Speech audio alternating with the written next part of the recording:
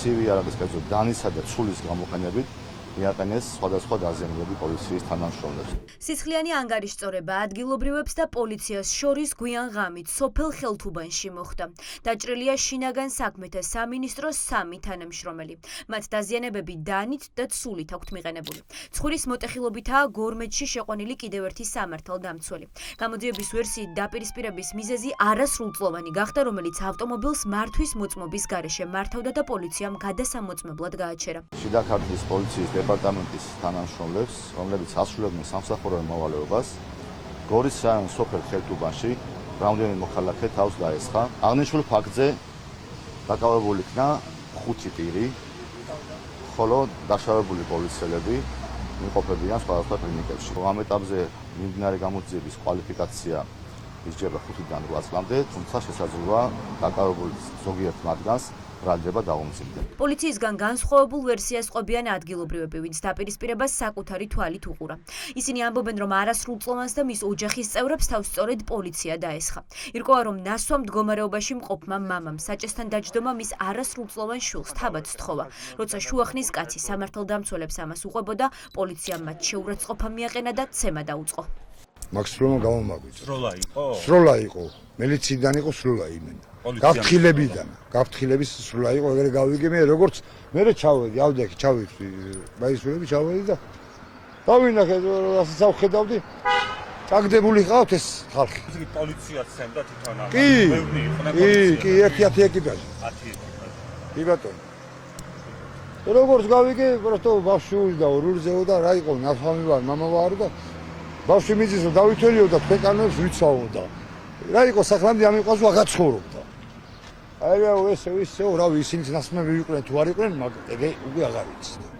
აუხილდნენ ერთმანეთსა და მანდიდან მოხდა ლაპარაკი და ჩხუბი. სახლთან მოხდა, დაძრულიც არ ყავდა ესე იგი. კი ბატონო, კი ბატონო. სახლთან მოხდა, აი აგერ ჩასახვევში. სოფელ ხელთუბანში პოლიციის გამაფრთხილებელი გასტროლის ხმა ადგილობრივებმა გვიან ღამით გაიგეს.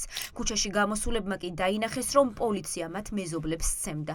ადგილობრივების თქმით, სიტუაციის განმუხტვის შემდეგ პოლიციამ ოჯახის დაწიოკება მათ საცხოვრებელ სახლში გააგრძელა. ადგილზე ყვებიან, რომ ერთ-ერთ ნაცემ მოქალაქეს ჰოსპიტალიზაციაც დასჭირდა. ცუდი მოხდა, ძალიან ცუდი მოხდა. ეს ბავშვი კარგი ბავშვი იყო, ძალიან წყნარი ბავშვი იყო. თვითონაც მამამისი სოფელი იმას ლაპარაკობს, რომ შეუვარდნენ, რომ სროლა უტეხნესო და რა ვიცი, არ ვიცი. რა მოხდა და ხალხში დაძდევი აფხაზ სახში შეყვნენ და მე შემოხდა.